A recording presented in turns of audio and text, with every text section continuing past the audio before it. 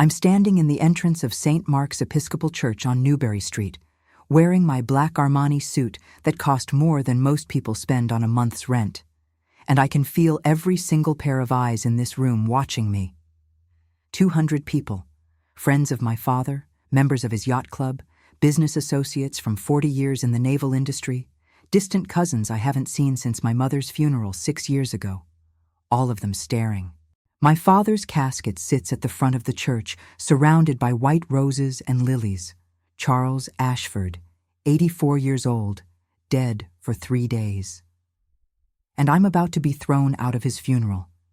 I see Delphine before she sees me.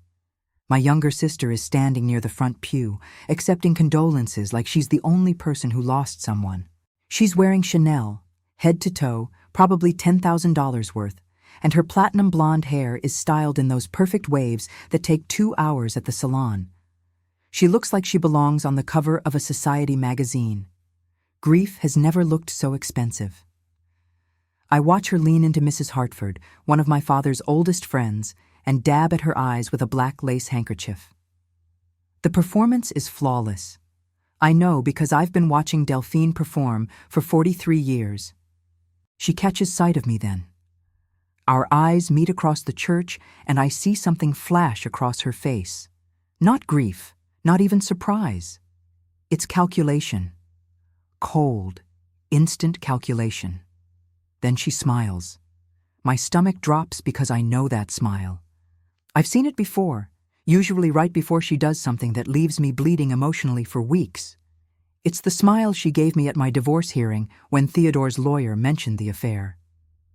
It's the smile she gave me at Christmas dinner 2 years ago when she told everyone I was too busy with my little art projects to visit Dad regularly.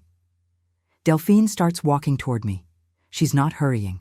She's taking her time, letting everyone notice that something is about to happen. She's good at this, at making moments, at creating scenes that everyone will remember and talk about for months. My son Sebastian stands up from the 3rd row. He's 31, tall like his father, wearing the charcoal suit I bought him for his curator position at the Victoria and Albert Museum in London. He flew in last night, held me while I cried in the car from Logan Airport, and promised me he'd get through this together. "Mom," he says, but I shake my head slightly. Not yet. I don't know what's coming, but I know making a scene will only make it worse. Delphine stops 3 feet away from me, close enough that I can smell her perfume. Chanel No. 5, the same scent our mother wore. She's 43 years old, 14 years younger than me, and in this moment, she looks like a stranger. "Vivienne," she says, and her voice carries. She wants people to hear this. "What are you doing here?" The question hits me like a slap. What am I? Delphine. He was my father. Was he? She tilts her head, and that smile gets wider. Because for the last 6 years, I'm the one who was here. I'm the one who had dinner with him every Sunday. I'm the one who took him to his doctor's appointments, who sat with him when he couldn't sleep, who held his hand when he died 3 days ago. Where were you, Vivienne? Boston's only 2 hours from New York. When did you last visit? I feel the heat rising in my face. I called him. Every month Every month? Delphine laughs, and it's a sharp, ugly sound. You called him once a month for 15 minutes, and you think that makes you his daughter? I spent every week with him. I canceled trips. I rearranged my entire life, because that's what family does. That's what real daughters do. People are definitely listening now. I can hear the murmurs, see heads turning. Mrs. Hartford is watching with her hand pressed to her chest.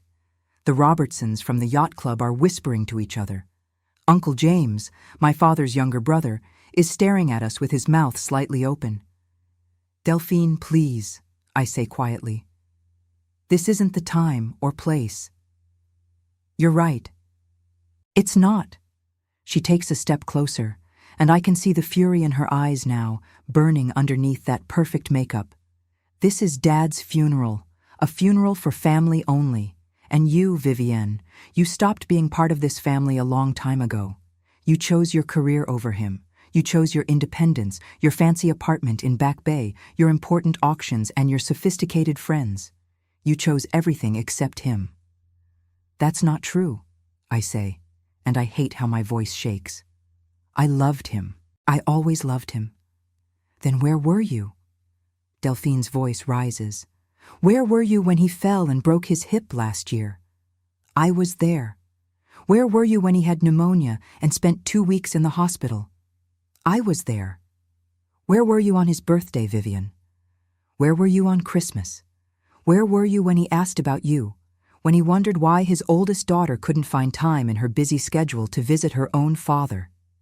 Each question feels like a punch, because there's truth in them. Twisted, manipulated truth, but truth nonetheless. I did work late many nights. I did skip some holidays because seeing Delphine felt too painful. I did convince myself that my monthly phone calls were enough. I didn't know, I whisper. You never told me he was in the hospital. You never told me. I shouldn't have had to tell you. Delphine's hands are shaking now. You should have been here, but you weren't, and now it's too late, and you don't get to show up here and pretend you care. You don't get to stand here in your expensive suit and play the grieving daughter. You lost that right. Sebastian is moving toward us, but Lionel Pemberton, my father's lawyer, puts a hand on his arm. Lionel is 68 years old, silver-haired, wearing the same style of three-piece suit he's worn since I was a child. He's been the Ashford family attorney for 35 years. He handled my parents' estate planning, my divorce, even Sebastian's trust fund. He's looking at me now with an expression I can't quite read. Delphine, I try again. I know you're upset. I know you were close to Dad these last years, but I'm still his daughter. I have every right to be here. No, Delphine says, and her voice goes cold. You don't. She turns to address the room, projecting her voice like an actress on stage. Everyone, I'm so sorry for this disruption. My sister was just leaving. I'm not going anywhere, I say, and I'm surprised by the strength in my own voice. Delphine's head snaps back to me. Yes, you are. Because if you don't leave right now, Vivian, I'm calling the police and having you removed for trespassing. The church goes completely silent. Someone coughs nervously. I hear a woman gasp. Probably Aunt Margaret. The humiliation is crushing, suffocating. My father is lying in a casket 20 feet away, and my sister is threatening to have me arrested at his funeral. You wouldn't, I breathe. Try me. Delphine pulls out her phone. I organized this funeral. I paid for everything. This is my event, and you're not welcome here. You're not family anymore. You gave that up when you abandoned Dad, so you can walk out with whatever dignity you have left, or I can make this much, much worse for you. I look around the church. Every face is turned toward us. Some people look shocked, some look uncomfortable, but many, too many, look like they believe her, like they're thinking, yes, Vivian Ashford was always too focused on her career, too selfish, too cold, just like her father. That last thought stops me cold. Just like her father. Charles Ashford was brilliant, successful, and completely incapable of expressing love. He built ships and made millions, but he never told me he was proud of me. Not once. Not when I graduated from Yale. Not when I built my own successful consulting business. Not when I survived a devastating divorce and rebuilt my life from the ground up. And now I'm standing in his funeral, being told I'm not wanted, and all I can think is, would he have defended me? If he were alive, would he have told Delphine to stop? Or would he have stayed silent, the way he stayed silent through every painful moment of my childhood? I feel tears burning behind my eyes, but I refuse to let them fall. Not here, not in front of all these people who are already judging me. Fine, I say quietly. I'll go. I turn toward the door, and the walk down that center aisle feels like the longest walk of my life. My heels click on the marble floor. Someone whispers. I hear Sebastian say, "This is bullshit, but Lionel must stop him because he doesn't follow me." I'm almost to the door when Lionel Pemberton appears at my elbow. "Mrs. Sinclair," he says softly, using my married name even though I've been divorced for 12 years. "Please wait." I stop. His hand is gentle on my arm, but his grip is firm. "Your sister is upset," he says, "and grief can make people say things they don't mean. But your father specifically requested that you be present for the reading of his will. It's happening immediately after the service, here in the vestry. He wanted you here, Vivian." Something in his tone makes me look at him more carefully. Lionel has known me since I was a child. He was at my wedding. He handled my father's estate planning for decades. And right now, he's looking at me with something that might be pity or sympathy or something else entirely. "She just threw me out," I say, "in front of everyone." "I know." His voice is very quiet. "And I think you should stay anyway." "Why?" I search his face. "What's in the will, Lionel?" He doesn't answer directly. Instead, he says, "Your father was a complicated man, Vivian. He wasn't good at expressing his feelings, but he saw more than people realized. Much more." Behind us, I hear Delphine's voice, sharp and angry. "Lionel, what are you doing?" "Miss Ashford," Lionel says, not turning around. "I'm simply informing Mrs. Sinclair that her presence is required for the reading of your father's will. As the executor, I have an obligation to ensure all beneficiaries are present." "She's not a beneficiary," Delphine snaps. "She abandoned him. She doesn't deserve—" "That's not for you to decide." Lionel's voice carries authority now. "The will reading will take place in the vestry immediately following the service. Your sister will be there, or I cannot proceed with the reading. Those were your father's explicit instructions." I can see Delphine's face turning red. Her hands are clenched at her sides, and for a moment, I think she might actually try to physically remove me herself. But then her husband, Etienne, the French businessman she married at 24, puts his hand on her shoulder and whispers something in her ear. I haven't seen Etienne in over a year. The gossip was that they'd separated, that he'd gone back to France, but here he is, standing next to Delphine like a united front. He looks expensive, Italian suit, French cologne, perfect tan, and completely hollow. I've never liked him. Delphine jerks away from his touch and addresses the room again. "Fine. My sister will stay for the will reading. But after that, I want her gone. Permanently." She spins on her designer heels and stalks back to the front pew. The crowd slowly settles, conversations resuming in hushed whispers. I can feel them all speculating, wondering what just happened, what it means, whose side to take. Sebastian appears at my side. "Mom, are you okay?" "No," I admit, "but I'm staying." "Good." He links his arm through mine. "Because if she tries that again, I don't care what Lionel says, I'm going to make a scene that will make her little performance look like nothing." Despite everything, I almost smile. Sebastian has his father's height and his coloring, but he has my spine. My daughter Margot called twice during the confrontation. I can see the missed calls on my phone, and I know she's probably already composing a legal brief explaining why what just happened constitutes emotional harassment. We sit in the back row, not the front where family belongs, but the back like strangers. And we watch as the minister begins the service, as people stand and share memories of Charles Ashford, brilliant businessman, generous benefactor, devoted member of the yacht club. No one mentions that he was a distant father. No one talks about the way he could freeze you out with silence, or how he never learned to say, "I love you," or how he looked at you with expectations so high that failure was inevitable. No one mentions that he had 2 daughters, not 1. Delphine cries beautifully throughout the service. She has her mother's delicate features. Eleanor was lovely until the day she died, and she knows how to use them. Every tear is perfectly timed. Every sob is heartbreaking. She's grieving the way people expect you to grieve, the way that looks good in photographs. I don't cry. I can't. The pain I feel is too deep, too complicated. It's not just grief for my father. It's grief for the relationship we never had, for the approval I never received, for the love that was always just out of reach. It's anger at Delphine for making this moment about her. It's humiliation from being thrown out in front of everyone. It's confusion about why Lionel insisted I stay.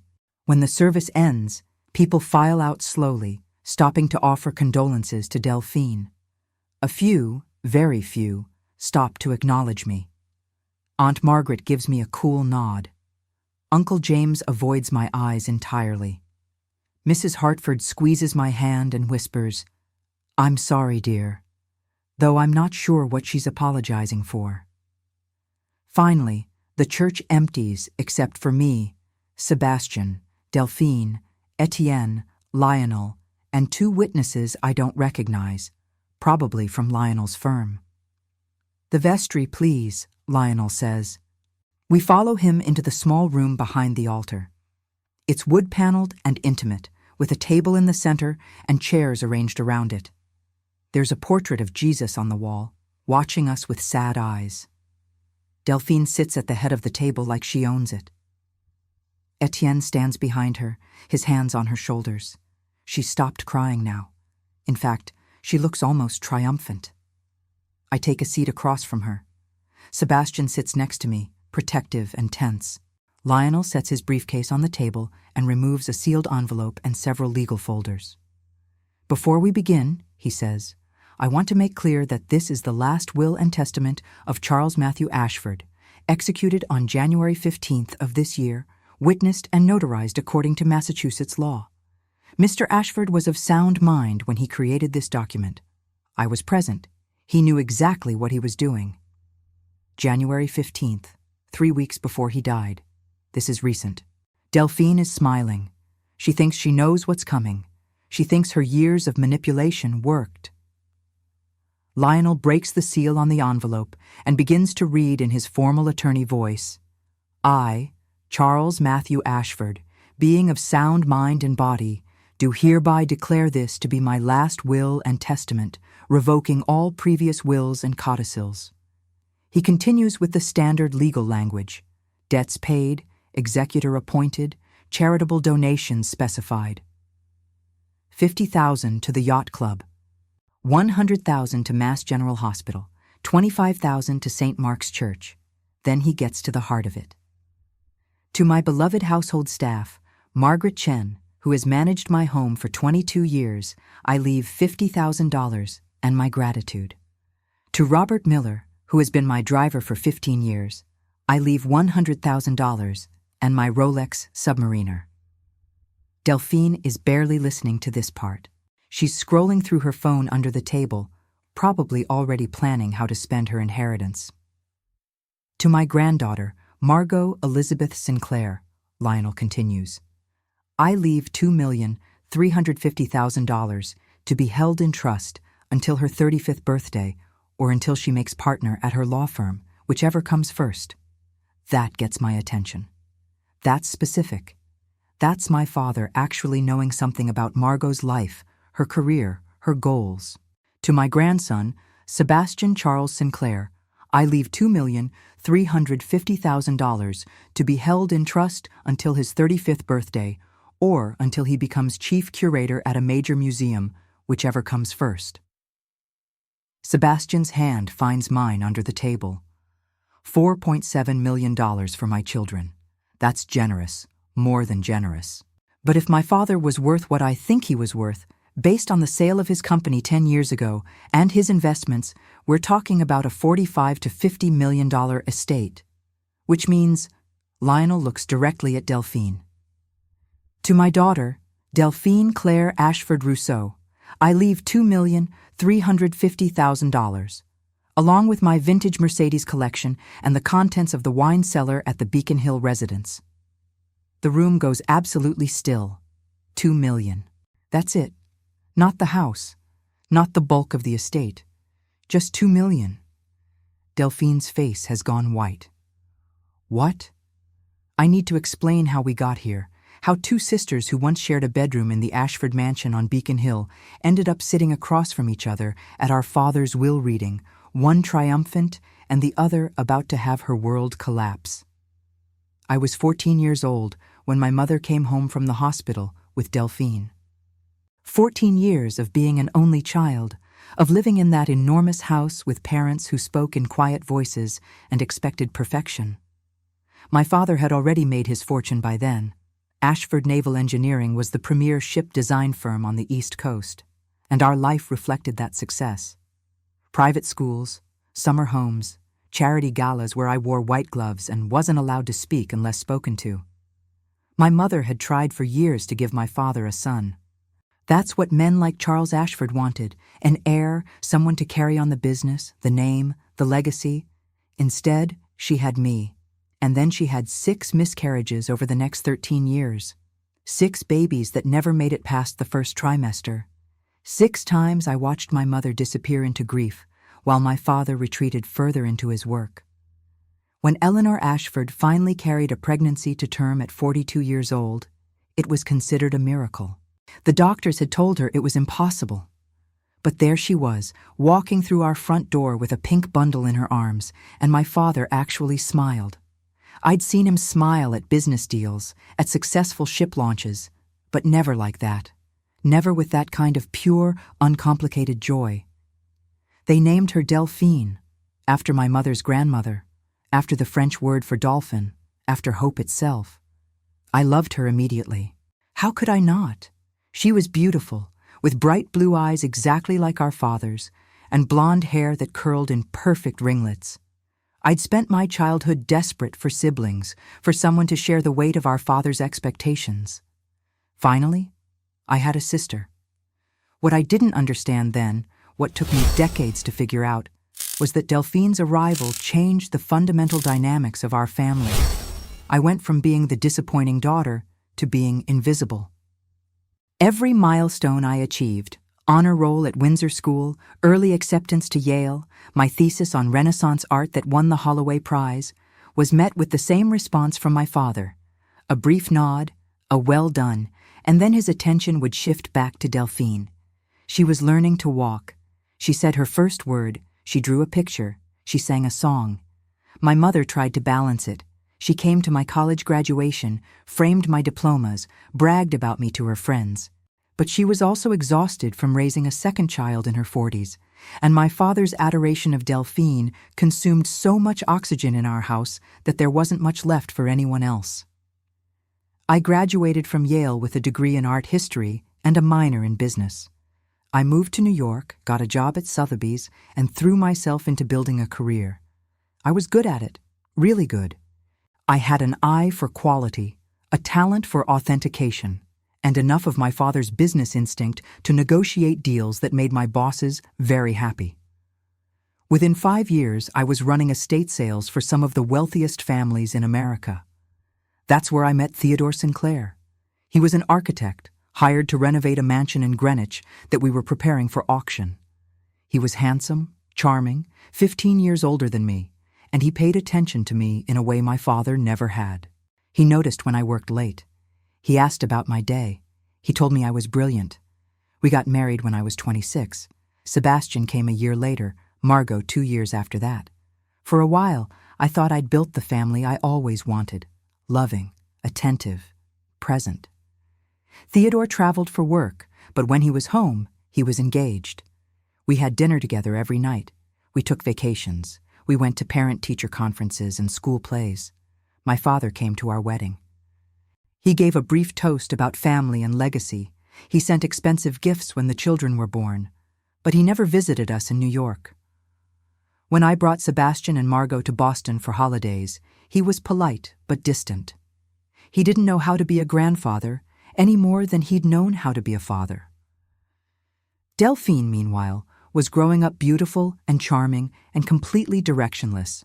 She went to Wellesley, my mother's alma mater, and majored in art history like I had, but she didn't do anything with it. She spent 2 years finding herself in Europe, funded entirely by our father. She came back engaged to Etienne Rousseau, whose family owned vineyards in Bordeaux, and the wedding cost more than my entire education. I was 38 when I discovered Theodore's affair. Not the first affair, as it turned out, but the one that finally made me stop pretending. Her name was Jessica. She was 29, worked in his office, and had been sleeping with my husband for 3 years. 3 years of late nights I'd believed were about work. 3 years of business trips that were actually romantic getaways. 3 years of me being the fool who trusted him. The divorce was brutal. Theodore fought me on everything: custody, assets, support. He had the better lawyers initially, and they painted me as a cold, career-obsessed woman who'd neglected her marriage. My father attended exactly 1 court hearing. He sat in the back row, said nothing, and left before it was over. When I called him that night, desperate for support or advice or just acknowledgement of my pain, he said, "These things happen, Vivian. Handle it with dignity. Handle it with dignity." That was his answer to everything. Don't make scenes, don't show emotion, don't burden others with your problems. Handle it with dignity and move on. So I did. I fought back, I won joint custody, and I walked away from that marriage with enough money to start my own consulting firm. I specialized in high-end estate liquidations and private art sales. I was selective about clients, strategic about growth, and within 5 years, I'd built a business worth $8 million. My children were my priority. Sebastian and Margot spent half their time with Theodore, but when they were with me, I was present. I went to every soccer game, every debate tournament, every museum opening. I helped with homework. I talked to them about their feelings, their dreams, their fears. I was the mother I wished I'd had and the parent my father had never been. And I called my father once a month, every month, for 20 years. 15-minute conversations where I'd update him on the children, on my business, on my life. He'd listen politely, ask a question or two, and then say he needed to go. The calls felt obligatory on both sides, but I kept making them because he was my father and I was his daughter, and that meant something, even if neither of us knew how to express it. My mother died 6 years ago. A stroke, sudden and devastating. The funeral was the last time our family felt like a family. Delphine cried on my shoulder. My father looked lost. We stood together at the graveside and I thought, maybe now, maybe with Mom gone, we can finally talk to each other, honestly. But that's not what happened. Instead, Delphine moved back to Boston. She claimed it was to help Dad cope with his grief, but I knew better. Her marriage to Etienne was already falling apart. The vineyard business was struggling. She needed a place to land, and our father's mansion on Beacon Hill was perfect. She started visiting him every week. She organized his social calendar. She accompanied him to charity events. She sent me photos of their dinners together, their trips to the symphony, their walks through the public garden, always with captions like, "Quality time with Dad," or "Family dinner, wish you were here." I should have seen what she was doing.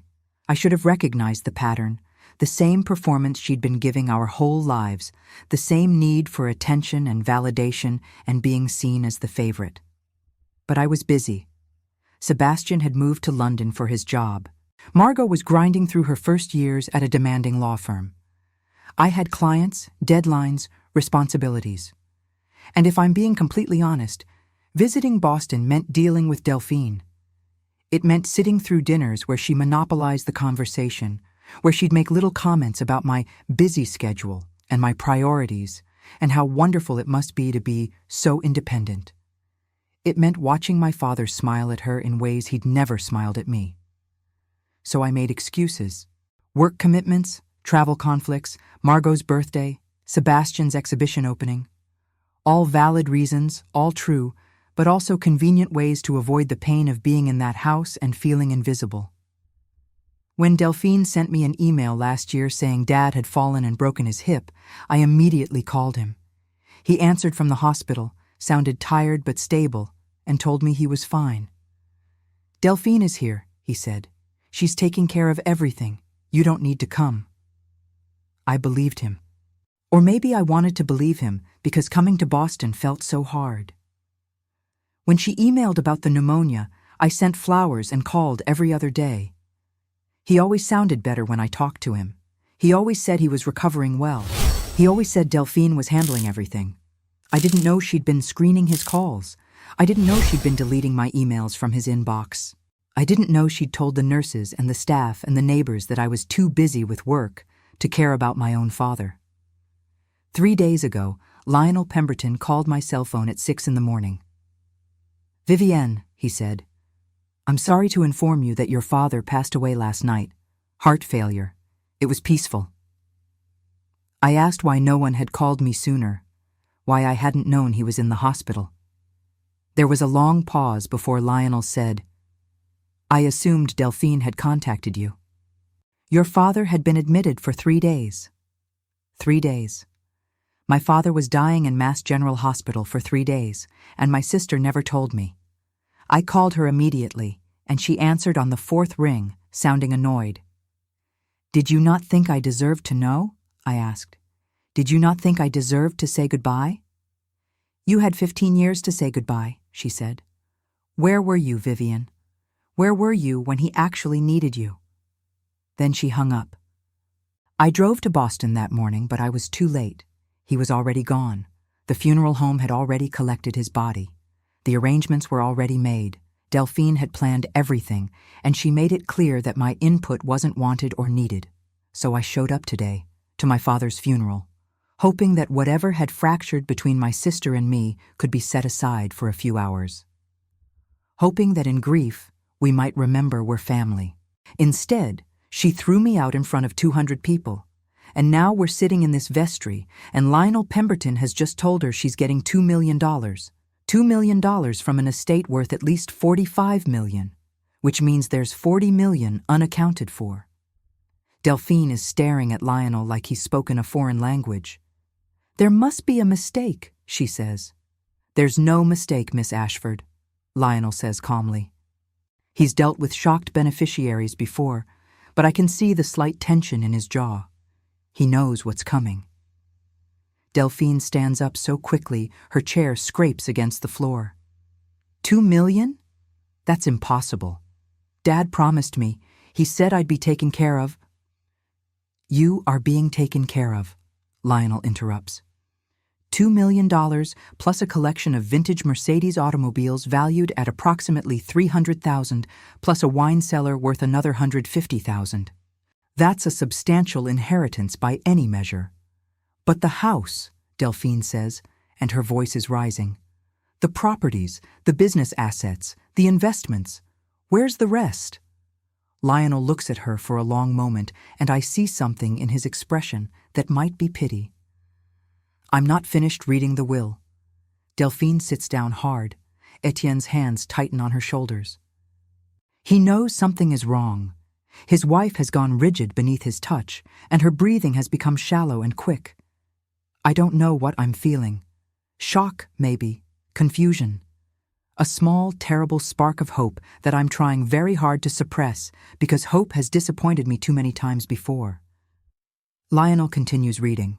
"To my daughter, Vivienne Claire Ashford Sinclair, I leave the entirety of my remaining estate, including, but not limited to, the residence at 127 Beacon Hill, Boston, Massachusetts, and all its contents, the summer property at Martha's Vineyard, the investment portfolio managed by Fidelity Investments, currently valued at approximately $32 million, all remaining business assets and holdings, and my personal collection of 18th century maritime paintings, estimated value, $4 million. The room is completely silent.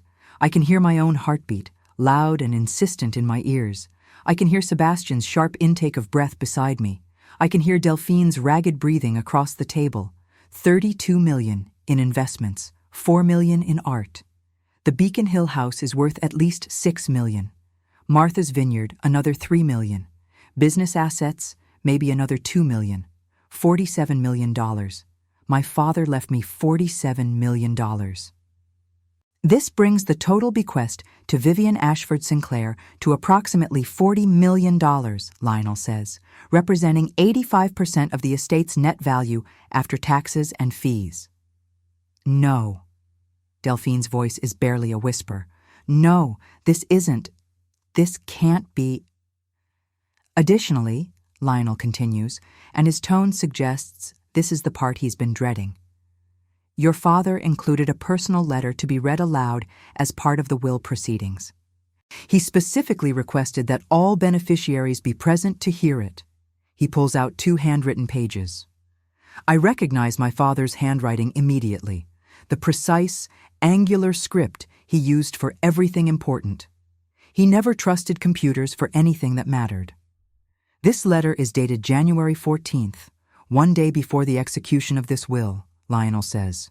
It reads as follows: To my daughters, Vivian and Delphine, I am writing this letter because I have spent my entire life being unable to say the things that mattered most. I am 84 years old, and I am dying, and I have finally run out of time to be a coward about my own feelings. My throat tightens. Beside me, Sebastian's hand finds mine again.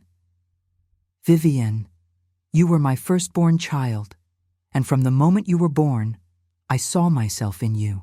Not the parts of myself I was proud of, the ambition, the drive, the business acumen, but the parts I despised, the emotional distance, the inability to express affection, the way duty always came before love.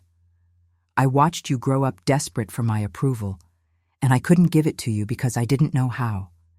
Every achievement you earned, and there were so many, felt like an indictment of my own emotional poverty. You deserved better than me as a father. You deserved someone who could tell you he was proud, someone who could hug you without it feeling awkward, someone who could say I love you without choking on the words. I feel tears starting to form, but I blink them back. Not yet. I need to hear this. I watched you build a remarkable life. I watched you survive a marriage to a man who didn't deserve you. I watched you raise 2 extraordinary children while building a business that rivals anything I ever accomplished. And I watched from a distance because I convinced myself that's what you wanted, that you'd moved on, that you didn't need an emotionally stunted old man making your life more complicated. I was wrong. I know that now. I have always been so very proud of you, Vivian. I just never found the courage to say it. The tears are falling now, silent and hot against my cheeks. I can't stop them. Delphine, you were my miracle baby, and I spoiled you terribly. Your mother and I had wanted another child for so long that when you finally arrived, we couldn't say no to you. We should have. We should have taught you that love isn't the same as indulgence, that attention isn't the same as approval, that proximity isn't the same as intimacy. Instead, we created a dynamic where you learned to perform affection rather than feel it, where you learned that manipulation could substitute for genuine connection. Delphine makes a sound, half gasp, half sob. In the years since your mother died, I have watched you very carefully, Delphine. I am old, but I am not senile. I know that you moved back to Boston not out of love for me, but out of desperation for yourself. I know that your marriage to Etienne ended badly, that he left you with substantial debts, that you've been living beyond your means for years. I know because I have excellent accountants and better lawyers, and when someone starts visiting an 84-year-old man every single week, those professionals get suspicious. Etienne's hands drop from Delphine's shoulders. She turns to look at him, and there's something wild in her eyes. I have documentation, Lionel reads, of the emails you sent to Vivienne, pretending to be me, telling her not to visit. I have recordings of you telling my friends and acquaintances that your sister had abandoned me. I have testimony from my housekeeper Margaret about the times you told her not to put Vivian's calls through because I was too tired to speak with her. I have evidence of you slowly, methodically cutting your sister out of my life, not because you loved me more, but because you needed to secure your inheritance. That's not true, Delphine shouts. I loved him. I was there for him when she wasn't. Please let me finish, Lionel says quietly. Delphine's mouth snaps shut, but she's shaking now. Actually shaking. The truth is, I allowed it to happen, the letter continues.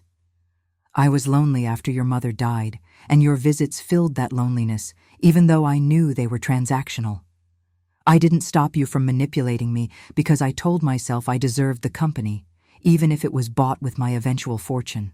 I justified my silence by believing that you needed me, that perhaps this was the only way you knew how to love. But that was cowardice too, because by allowing you to think your manipulation was working, I enabled your worst impulses rather than forcing you to develop better ones. Delphine is crying now, but they're not the elegant tears she displayed during the funeral. These are ugly, desperate tears. This inheritance is my final act as your father, and it is the most honest thing I will ever do for either of you. Delphine, I am leaving you $2 million because that is approximately the amount you need to clear your debts and start fresh. It is enough to give you security if you choose to use it wisely. It is not enough to maintain the lifestyle you've been pretending to afford. You have a choice now. You can take this money and finally build something real, or you can resent your sister and waste years bitter about what you didn't receive. I hope you choose the former, but I fear you'll choose the latter. I look at Delphine across the table. Her mascara is running. Her hands are pressed flat against the wood, knuckles white. She looks like she might be sick. Vivian, I am leaving you the bulk of my estate not because you need it. You've proven you can build wealth on your own, but because you earned it. Every time I was too proud to call you, you called me. Every time I was too emotionally closed to visit you in New York, you still came to Boston for holidays. Every time I gave you nothing but coldness and distance, you still tried. You never gave up on me, even when I gave you every reason to. That kind of persistence, that kind of love despite all evidence that it won't be returned, that is extraordinary. Sebastian squeezes my hand so hard it hurts, but I don't pull away. More than that, you never asked me for anything. Not money, not connections, not favors. You built your own life with your own hands, and you did it with grace and intelligence and integrity. You raised my grandchildren to be remarkable people. You survived betrayal and rebuilt yourself stronger.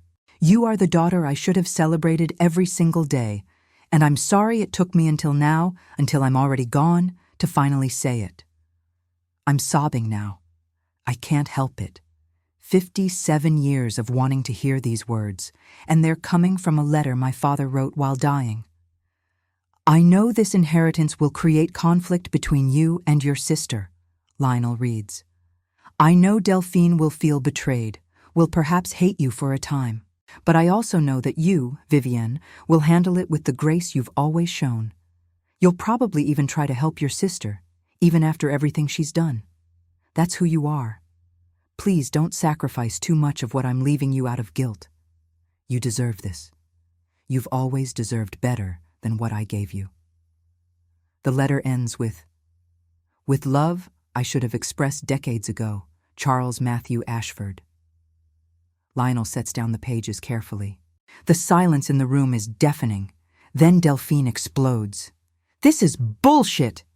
She's on her feet again, leaning across the table toward Lionel. He was senile. He was manipulated. Vivienne got to him somehow, convinced him.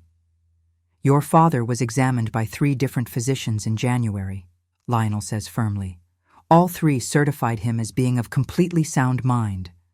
I have those medical evaluations in my files, and they will stand up to any legal challenge you might be considering. Then you manipulated him! Delphine spins toward me, her face twisted with rage. You did this! You swooped in at the last minute! You played on his guilt! I didn't even know he was dying, I say quietly. You made sure of that, remember? Liar! You're a liar! You've always been a lying, manipulative... Miss Ashford! Lionel's voice cuts through her tirade like a knife. I must inform you that your father also left documentation, detailed documentation, emails, phone records, testimony from staff members. If you continue to make accusations against your sister, particularly accusations of manipulation or coercion, I am prepared to release that documentation to demonstrate exactly who was being manipulative in this family. Delphine's mouth opens and closes. She looks at Etienne, but he's stepped away from her now, his expression unreadable. Furthermore, Lionel continues, your father included a provision in the will. If you contest it, If you make any legal challenge whatsoever, your bequest is reduced to $1. The entire $2 million plus the cars and the wine collection will instead be donated to charity. He was very specific about this. He wanted you to have the choice. Accept what he's giving you and move forward, or fight it and get nothing. How much does she know? Delphine asks suddenly, and there's something desperate in her voice. She's looking at me now, really looking at me for the first time since the will reading started. How much did he tell you about me? About Etienne? About the debts? I don't know anything, I say honestly. Until 5 minutes ago, I thought you were still married. I thought you were successful and happy and living in Newport. I stop because the truth is too painful. I thought you had everything I'd always wanted. She laughs, and it's a broken, terrible sound. Everything you wanted? You wanted debt collectors calling at 3 in the morning? You wanted your husband leaving you for his secretary and cleaning out the joint accounts on his way out? You wanted to be so broke you had to move back in with your father at 43 years old? Delphine, Etienne starts, but she whirls on him. Don't you dare act like you didn't know. You knew exactly what you were doing when you left me with 2.3 million euros in debt from your failed vineyard expansion. You knew I'd have to sell everything, beg everyone, humiliate myself to... She stops abruptly, seems to realize what she's admitting, and her face crumples. 2.3 million, I say slowly. The number is familiar. Dad left you $2.35 million. Delphine looks at me, and for the first time in our lives, I see her without the mask. No performance, no manipulation, just raw, desperate pain. He knew, she whispers. He knew exactly how much I needed, down to the dollar. He was trying to help you, Lionel says gently. This inheritance is structured specifically to cover your debts and give you a fresh start. If you use it wisely... Wisely? Delphine's laugh is bitter. I don't know how to be wise, Lionel. I only know how to be charming and pretty and useful. And now I'm 43, and I'm not as charming anymore. And the pretty is starting to require expensive maintenance, and I don't know what the hell I'm supposed to do with the rest of my life. There's something raw and honest in that admission that makes my anger falter. This is my sister, really my sister, maybe for the first time since she was a child. You could start by apologizing to your sister for what you did at the funeral, Lionel suggests quietly. Delphine looks at me. Our eyes meet, and I see everything she's feeling: shame, rage, grief, desperation. I see the little girl who was spoiled and praised and never taught how to build anything real. I see the woman who made terrible choices and is now facing the consequences. I can't, she says finally. I can't apologize because I'm not sorry. I needed this money, Vivian. I needed it desperately, and you didn't. You have your $8 million business, your fancy apartment, your perfect children with their perfect careers. You didn't need Dad's money, but I did. Need and deserve aren't the same thing, I say quietly. No, she agrees. They're not. But when you're drowning, you don't care about what's fair. You just grab for whatever might save you. Sebastian makes a disgusted sound.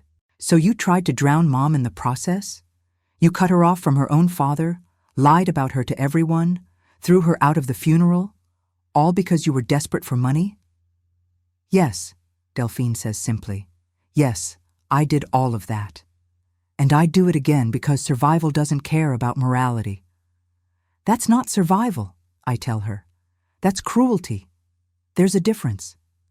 She shrugs, and the gesture is so dismissive, so perfectly Delphine, that I feel my sympathy evaporating. I need those documents, Etienne says suddenly. Everyone turns to look at him. He's addressing Lionel.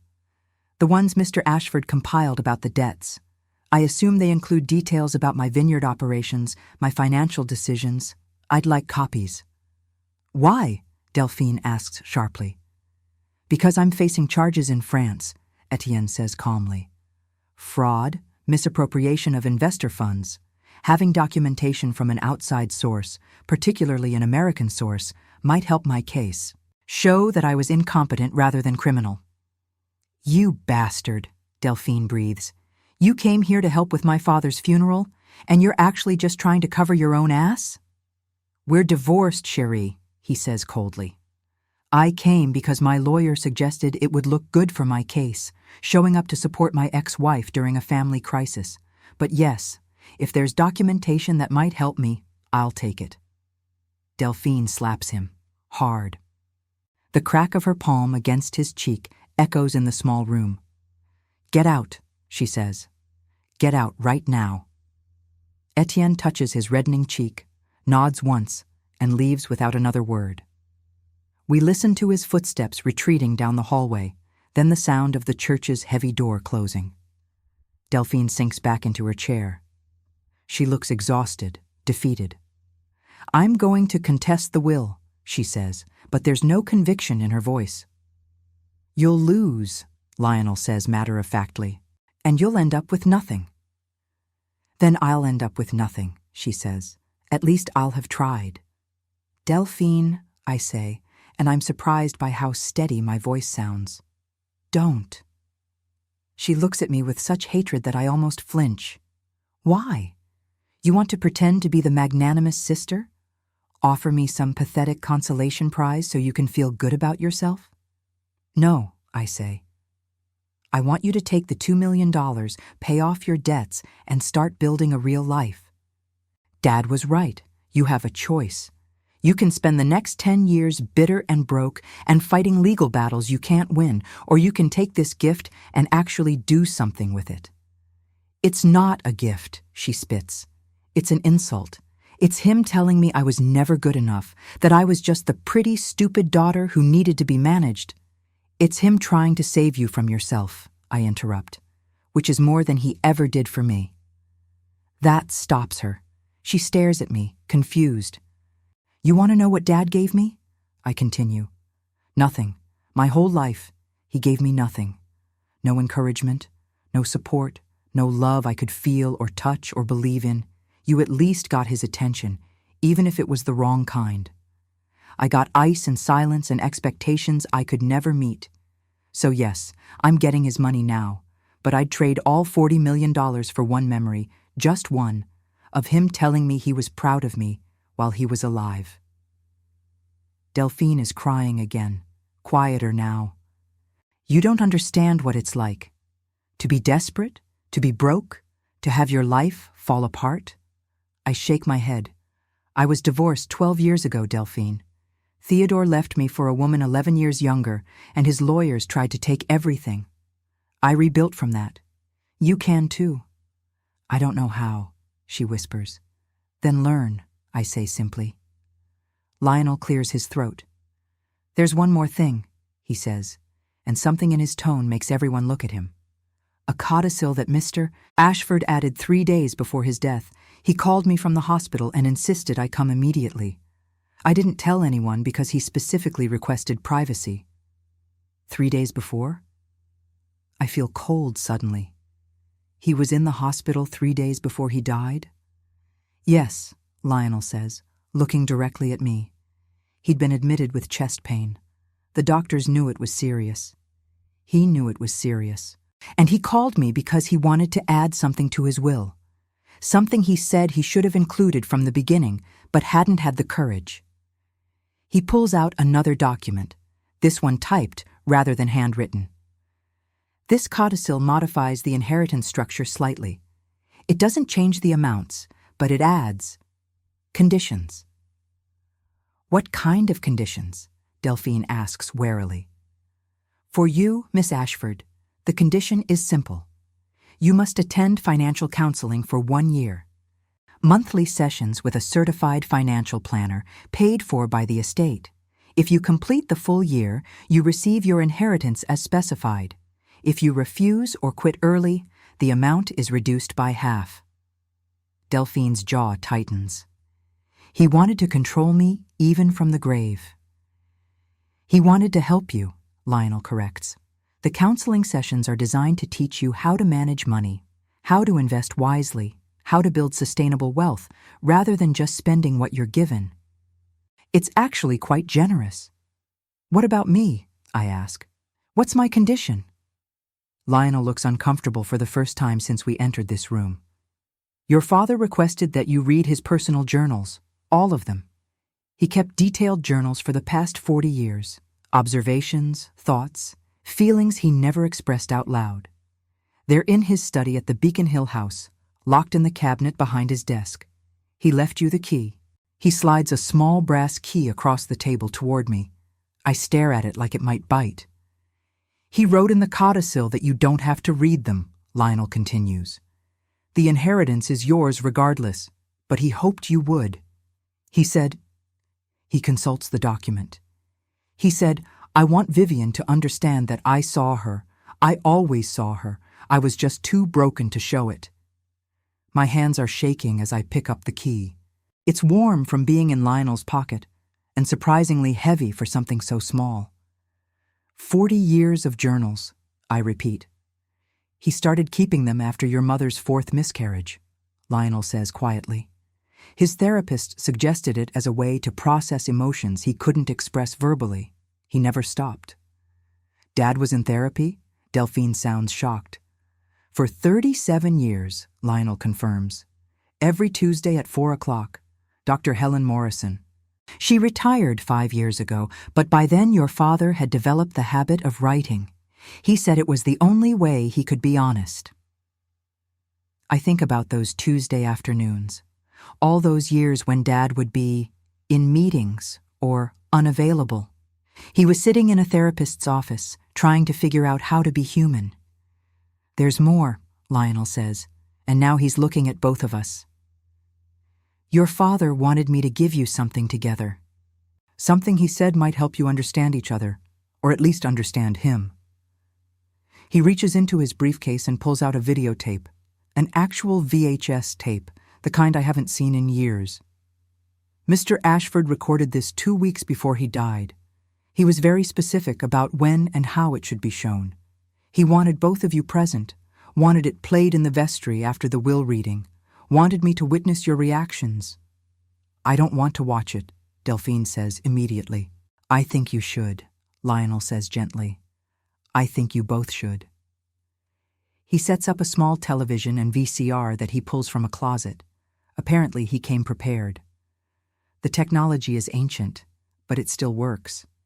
He slides the tape in and presses play. The screen flickers to life, and there's my father. He's in his study at home, sitting in the leather chair he loved, looking thin and tired and painfully mortal. The timestamp says the video was recorded on January 10th, 21 days ago. 3 weeks before he died. Hello, girls, he says, and his voice is rough but clear. If you're watching this, I'm dead, and Lionel has just finished reading you my will. I imagine that went about as well as I expected. Despite everything, I almost smile. That's pure Charles Ashford, dry humor even in a posthumous video. I'm recording this because I'm a coward, he continues. I couldn't say these things to your faces while I was alive, so I'm saying them now when it's safe, when you can't ask me questions or demand explanations, or make me actually deal with the emotional consequences of my choices. He shifts in his chair, and I can see the effort it takes. He's in pain. Vivian, you're probably crying. You always cry when you're overwhelmed, even though you try to hide it. You get that from your mother. Delphine, you're probably angry. You get that from me, that rage when things don't go the way you planned, when you feel powerless or betrayed. I'm sorry I gave you that. On the screen, my father takes a shaky breath. I want to tell you about a day that changed everything. You won't remember it, Vivian. You were only 3 years old. Eleanor and I had taken you to the aquarium. You were fascinated by the jellyfish, kept pressing your face against the glass, laughing every time they floated by. And I remember thinking, I don't know how to love this child. I don't know how to be what she needs. My throat tightens. My father, your grandfather, was a cruel man. Not physically abusive, but emotionally devastating. Nothing I did was ever good enough. Every achievement was met with criticism, every failure with contempt. I swore I'd never be like him. And then I had you, Vivian, and I looked at your perfect little face and I thought, what if I break her the way he broke me? What if I pass on this poison? He's crying now, my father who never cried. So I kept my distance. I told myself it was safer that way, kinder. If I didn't get too close, I couldn't hurt you. What I didn't realize until it was far too late was that distance is its own kind of hurt. That withholding love, because you're afraid of giving it wrong, is just another way to break someone. Delphine makes a small sound beside me. I glance at her and see that she's transfixed by the screen. And then you came along, Delphine. My miracle baby. And I thought, this is my second chance. I can do it right this time. I can be warm and affectionate and present. I can be the father I couldn't be for Vivienne. He pauses, wipes his eyes with a handkerchief. But I overcorrected. I gave you too much freedom, too much praise, too much of everything except the one thing you actually needed. Boundaries, structure, someone to tell you no and mean it. I created a daughter who learned that charm could substitute for effort, that manipulation could substitute for genuine connection, that proximity could substitute for real intimacy. Stop it, Delphine whispers, but the video keeps playing. I failed you both, my father says. In opposite ways, for different reasons, but the result was the same. Two brilliant, beautiful daughters who deserved so much better than what I gave them. Two women who should have been best friends, sisters who supported each other, but instead became competitors for scraps of affection I was too damaged to properly give. He leans forward, looking directly into the camera. This inheritance, this wildly unequal distribution, is my final failure as a father. Because I'm asking Vivian to carry the burden of my wealth and all the family complications that come with it. And I'm forcing Delphine to confront the reality that love and money are not the same thing, that my attention was not the same as my respect. But it's also my final hope, he continues. Hope that maybe, with me gone, you can finally see each other clearly. See yourselves clearly. Build something real between you that isn't mediated through my inadequacies. The video flickers. My father's hand moves toward the camera, about to turn it off. I love you both, he says. I'm sorry I never learned how to show it. I'm sorry I'm still a coward, saying it into a camera instead of to your faces. But it's true. It's always been true. The screen goes black. The vestry is completely silent, except for the sound of Delphine crying and me trying not to. Lionel ejects the tape and hands it to me. He wanted you to have this, both of you. He said you might need to watch it more than once. I take the tape with shaking hands. Sebastian has his arm around me, and I lean into him, grateful for something solid to hold on to. I need to go, Delphine says suddenly. She stands up, grabs her purse, won't meet my eyes. I can't. She practically runs from the room. I don't try to stop her. I sit in the vestry for a long time after Delphine leaves. Lionel has paperwork for me to sign, so much paperwork, but he's patient, explaining each document carefully while Sebastian sits beside me, occasionally squeezing my hand when the legal language becomes overwhelming. The Beacon Hill house is yours immediately, Lionel says. The keys are in this envelope. Margaret Chen, the housekeeper, has been informed of the change in ownership. She'd like to stay on if you'll have her. She's worked for your father for 22 years, and she's very attached to the house. Of course, I say automatically. Then the reality hits me. I own my father's house, the house I grew up in. You also own the Martha's Vineyard property, though that will require some maintenance decisions. It hasn't been used in 3 years. And there are the investment accounts, the art collection, various smaller assets. We'll need to meet next week to go over everything in detail. Next week, I repeat numbly. Take your time, Lionel says kindly. This is a lot to process. But Vivienne, there's something else you should know. Your father made me promise to tell you this in person, after the will reading. I look up at him, exhausted and emotionally wrung out. What else could there possibly be? The journals I mentioned.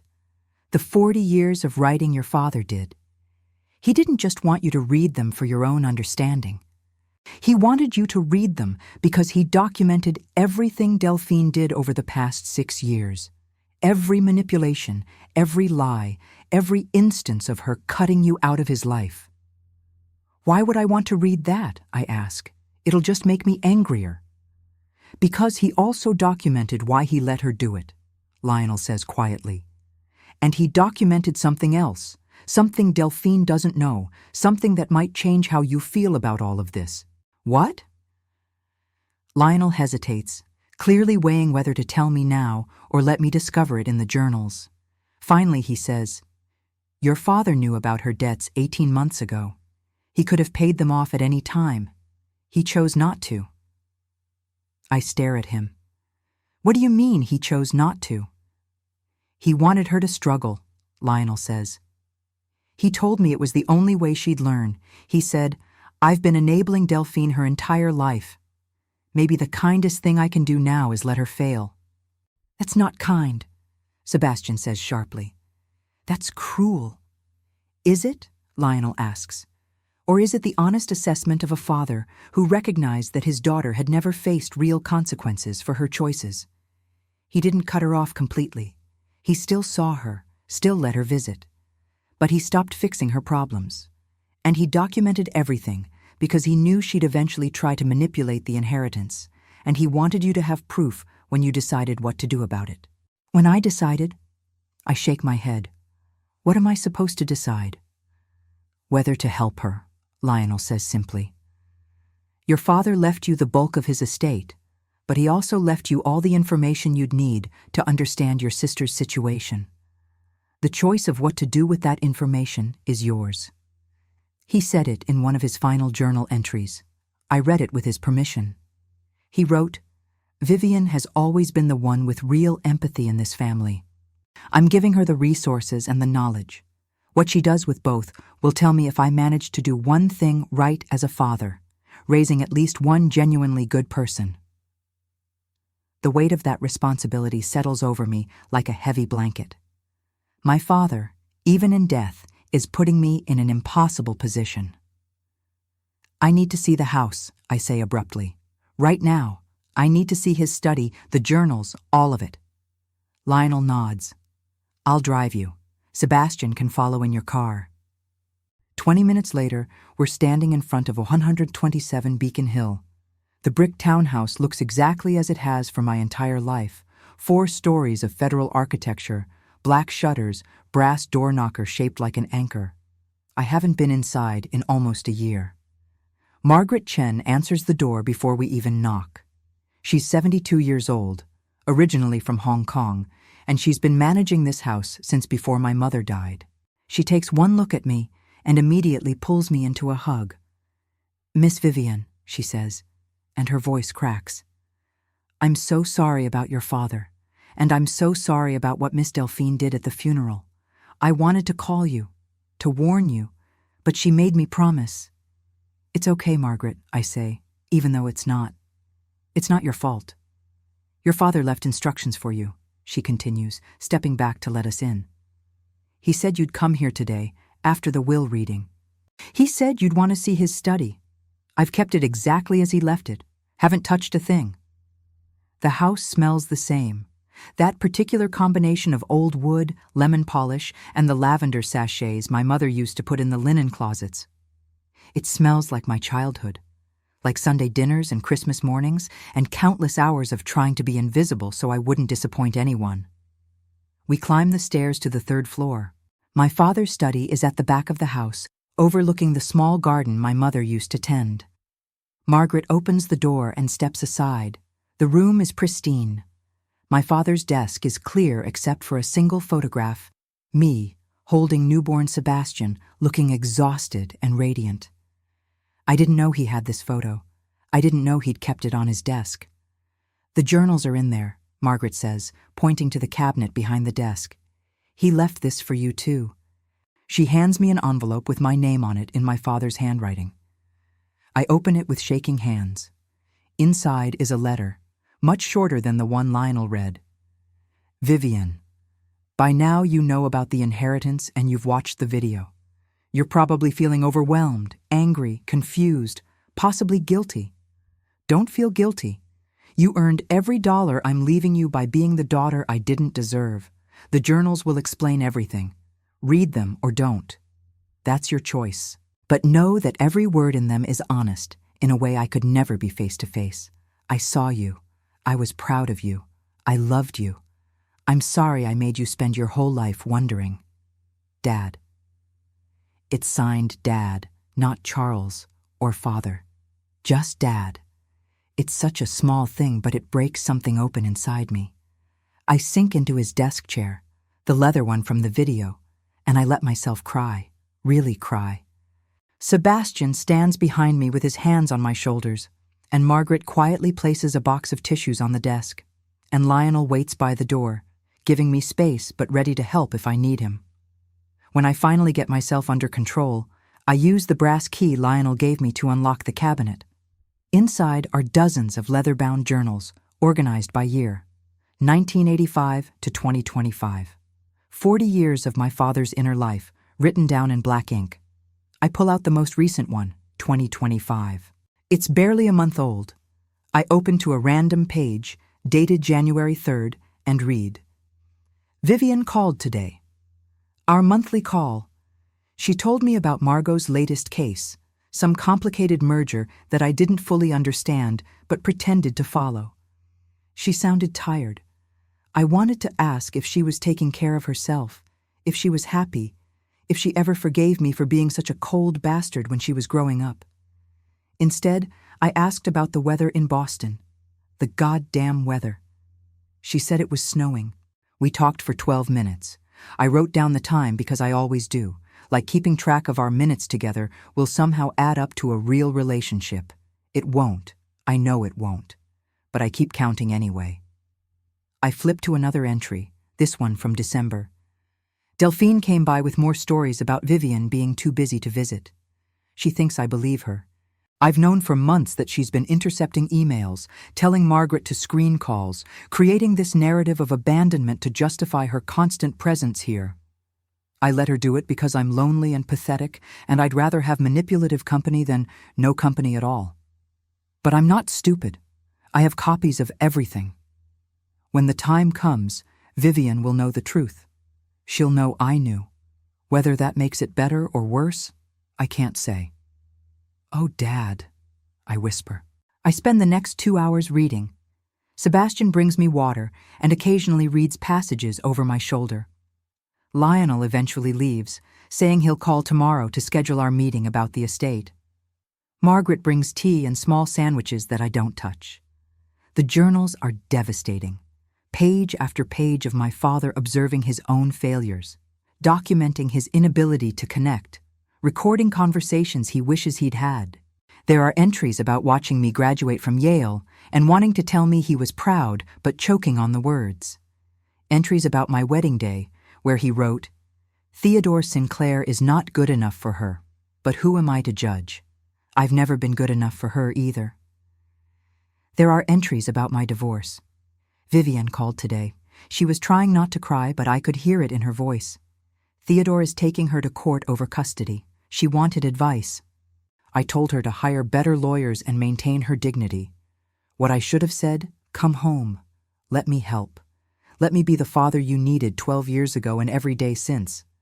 But I didn't say that because I'm a coward who hides behind professional distance, even with my own daughter. And there are entries about Delphine. So many entries about Delphine. One from November, 3 months ago. Delphine showed me the bills today. She didn't mean to. She was searching her purse for something, and several papers fell out. Credit card statements, collection notices. She scrambled to pick them up, but I saw enough. 2.3 million in debt. That's not a mistake. That's a catastrophe. She needs help, but not the kind I've always given her. Not money to make problems disappear.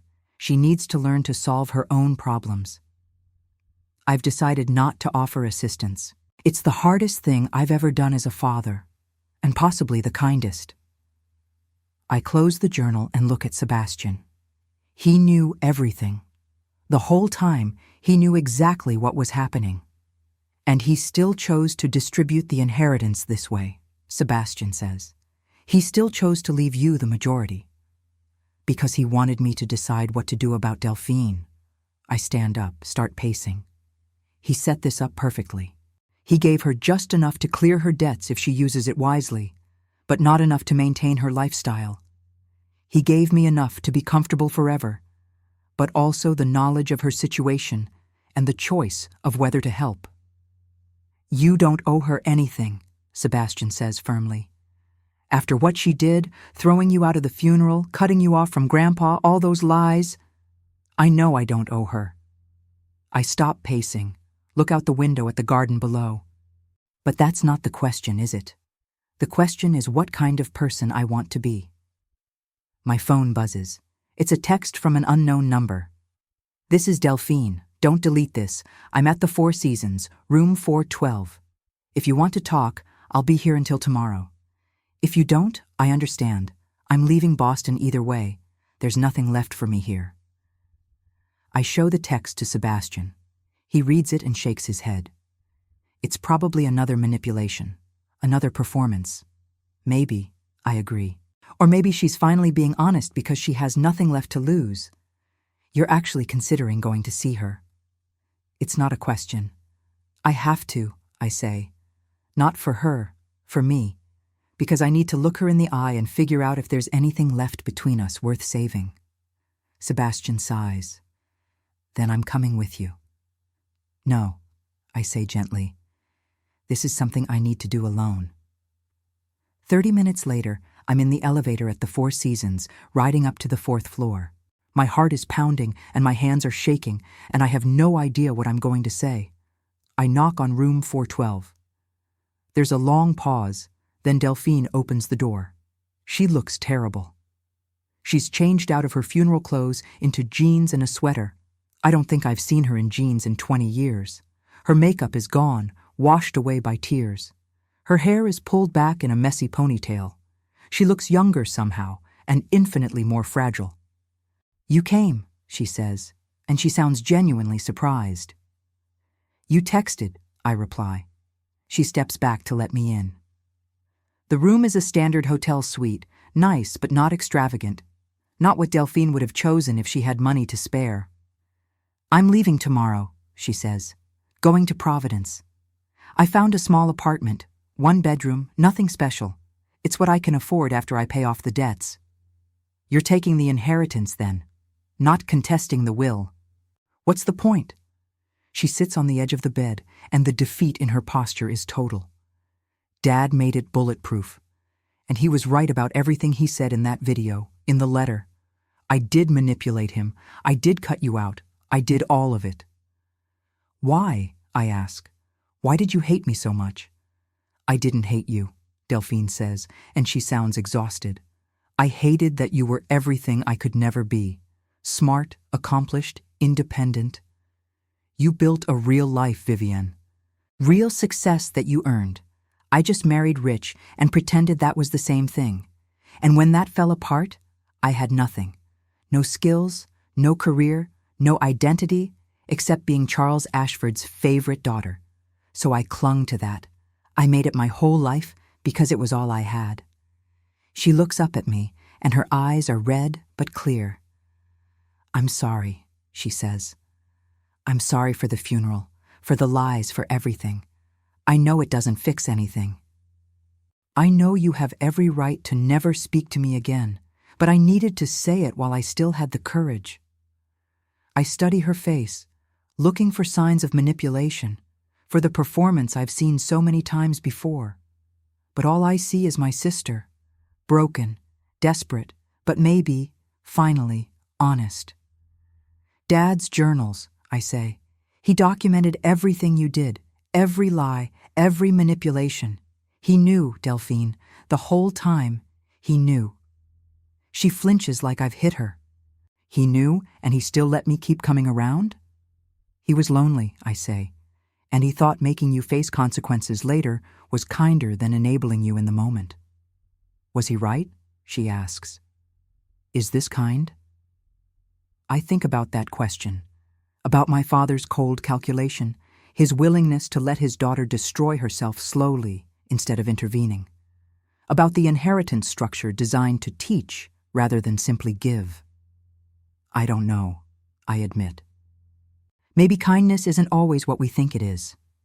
Delphine nods slowly. The financial counseling he's requiring, I'm going to do it. Not because I have to for the money, but because I need to learn how to take care of myself. I'm 43 years old, and I don't know how to balance a checkbook. That's a start, I say. Is it enough? She looks at me with something that might be hope. Is there any chance? I know I don't deserve it, but is there any chance we could try to be sisters? Real sisters, not just people who share DNA? I don't answer immediately. I think about everything she's done, every wound she's inflicted. I think about my father's words. What she does with both will tell me if I manage to do one thing right as a father, raising at least one genuinely good person. I don't know if we can be close, I say finally. There's too much damage, too much history. But maybe we can be honest with each other. Maybe that's enough for now. Delphine's face crumples with relief. Thank you. That's more than I deserve. Probably, I agree. But I'm not doing it for you. I'm doing it because I'm tired of carrying all this anger. I'm tired of what our family became. I stand to leave, then hesitate. The apartment in Providence, is it furnished? No. I'll have to buy furniture, kitchen stuff, all of it. I pull out my phone and send a quick text. I'm having Margaret send you some things from the Beacon Hill house. Furniture from the guest rooms, dishes from the kitchen, linens, things Dad won't need anymore and I don't have space for. Vivian. It's not charity, I interrupt. It's practicality. And maybe, I pause at the door, maybe it's me choosing to be the kind of person who helps when she can, even when it's hard. I leave before she can respond, before I can second-guess myself. 3 months later, I'm standing in the garden behind the Beacon Hill house, watching Margaret plant tulip bulbs for the spring. It's early April, and Boston is finally shaking off winter. The garden my mother loved is coming back to life under Margaret's careful attention, and I've decided to keep it exactly as it was. I've been living in the house for 6 weeks now. It took me a month to make the decision, to leave my apartment in Back Bay and move into the home I grew up in. Sebastian thought I was crazy. Too many ghosts, Mom, he said. But that's exactly why I did it. I needed to face those ghosts, to walk through rooms that held 40 years of complicated memories and decide what to keep and what to let go. The art collection is being cataloged. I'm keeping the maritime paintings my father loved. They're hanging in his study, which I've converted into my own office. The rest will be auctioned at Sotheby's next month, with proceeds going to several charities, including one that provides financial literacy education to women leaving difficult situations. I thought Dad would appreciate the irony. The investment portfolio has been restructured. Lionel connected me with a wealth management firm that specializes in sustainable investing. The money is working now, generating returns, yes, but also funding initiatives I actually believe in. Clean energy, affordable housing, educational programs. It feels better than just watching numbers grow in an account. I've read all 40 years of journals. It took me 8 weeks, reading a little each night before bed. Some entries made me cry. Some made me angry. Some made me laugh. My father had a dry wit on paper that he never showed in person, but all of them helped me understand him in a way I never could when he was alive.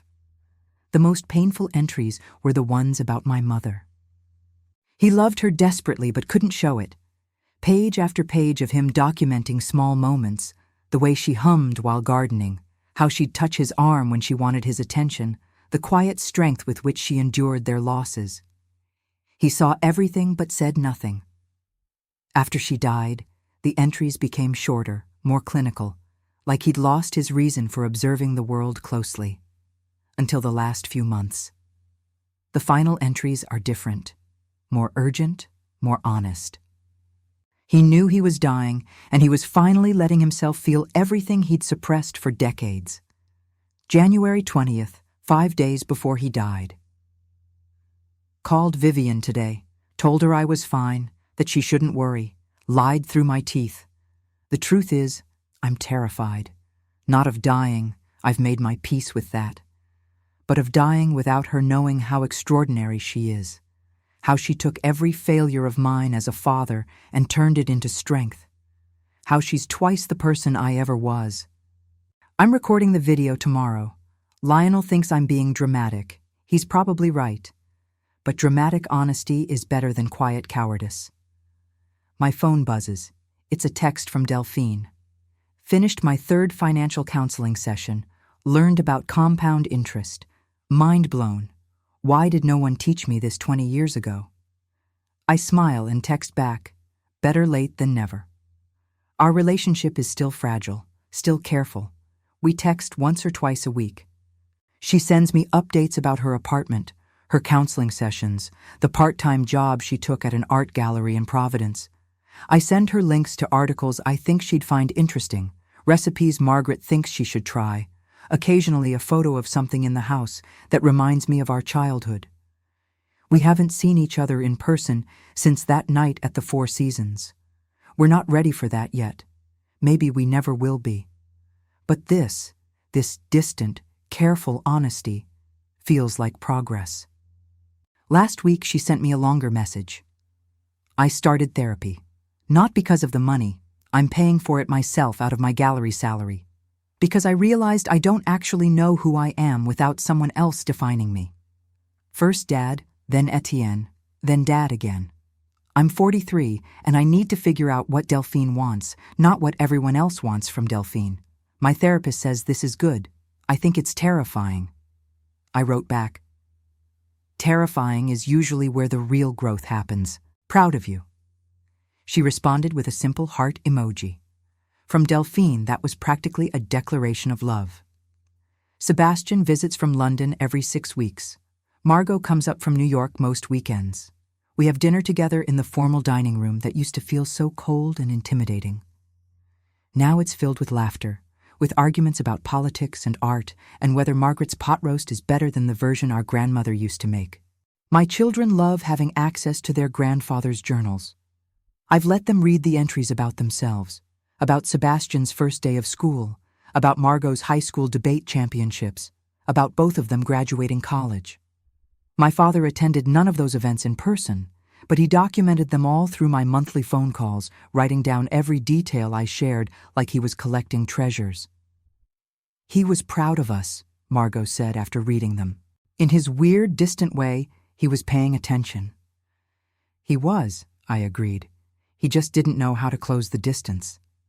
The hardest decision I made was about the trust fund Dad set up for Delphine. The financial counseling revealed that her debts were actually slightly higher than we'd thought, $2.5 million instead of $2.3 million. The inheritance would clear most of it, but she'd be left with almost nothing to actually restart her life. I had Lionel set up an additional trust, $500,000, structured so she can't access the principal, only the interest, about $20,000 a year. Enough to supplement a modest income. Not enough to live extravagantly. The conditions are strict. She has to maintain employment, continue therapy, complete the financial counseling. If she violates any of those conditions, the trust dissolves, and the money goes to charity. She cried when Lionel told her. Why would you do this? She asked me over the phone. After everything I did? Because Dad was right, I said. Need and deserve aren't the same thing. But sometimes we help people anyway. Not because they've earned it, but because we're capable of it. There was a long silence. Then she said quietly, I'm going to prove I deserved this chance. Even if I didn't deserve it before, I'm going to deserve it eventually. Good, I said. That's all I'm asking for. This morning, I received a package. Inside was a watercolor painting, amateur but heartfelt. It showed 2 girls in a garden, one older and one younger, planting flowers together. Delphine's note said, I took a painting class, Turns out I'm terrible at it. But I'm trying to remember what we were like before everything got so complicated. Thought you might want this. I hung it in my office, next to Dad's maritime paintings. I've started my own journal. Not 40 years worth, I'm not my father, but a record of this strange, painful, ultimately transformative period. I write about the inheritance, about the house, about learning to forgive people who never asked for forgiveness. I write about the afternoon I spent going through my mother's things, finding letters she'd written to my father during his business trips. Love letters, passionate and open in ways I never saw them be in person. Evidence that they had something real, something deep, even if they struggled to maintain it under the weight of loss and expectation. I write about decisions I'm making about the future. I'm scaling back my consulting work, taking on fewer clients but charging more. I want time to travel with my children, to finally visit Sebastian in London properly, to take Margot to the art museums she never had time for during law school. I'm thinking about teaching, maybe a course at Harvard on estate art valuation, sharing the expertise I've built over 30 years. Not for the money, obviously, but because I'm good at it and it might matter to someone. And I'm thinking about dating again. It's been 12 years since Theodore, 12 years of telling myself I was too busy, too focused on my children and my career. But I'm 57 years old, financially secure, finally at peace with my father's ghost. Maybe it's time to let someone see me the way I actually am now, not the way I had to be to survive. This evening, I'm having dinner with Lionel Pemberton. Not about the estate. We've settled most of that. Just dinner. Two people who've known each other for decades, finally having a conversation that isn't about legal documents or family dysfunction. He called last week and said, "Vivian, I've watched you handle the most complicated inheritance I've seen in 40 years of practice, and you've done it with more grace than I thought possible. I'd like to take you to dinner and talk about something other than your father's estate." If that's appropriate. It's appropriate. It's more than appropriate. It's exactly what I need. Before I leave for the restaurant, I stop in my father's study. My study now. I pull out his final journal and read the last entry one more time. January 24th, one day before he died. I'm ready. The pain is bad, but manageable. Lionel has his instructions. Margaret knows what to do with the house. The video is recorded. The will is ironclad. The journals are locked in the cabinet with a key for Vivian. I've done what I can to fix 40 years of mistakes in a few weeks of planning. It won't be enough. It's never enough. But maybe it's something. Maybe Vivian will read these words and understand that I saw her brilliance, even when I couldn't acknowledge it. Maybe Delphine will take the gift I'm giving her and finally learn to build instead of take. Maybe my daughters will find their way back to each other, or at least to some version of peace. I don't know. I won't be here to see it. But I hope. God, I hope. Love always, even when I couldn't show it. Charles. I close the journal and place it back on the shelf with the others. 40 years of my father's inner life, now mine to keep or share as I choose. I choose to keep them.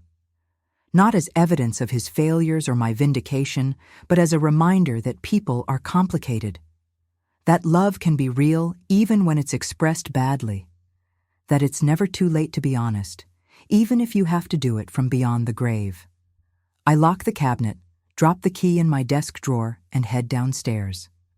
Margaret is waiting by the door with my coat. "You look beautiful, Miss Vivian," she says. "Thank you, Margaret."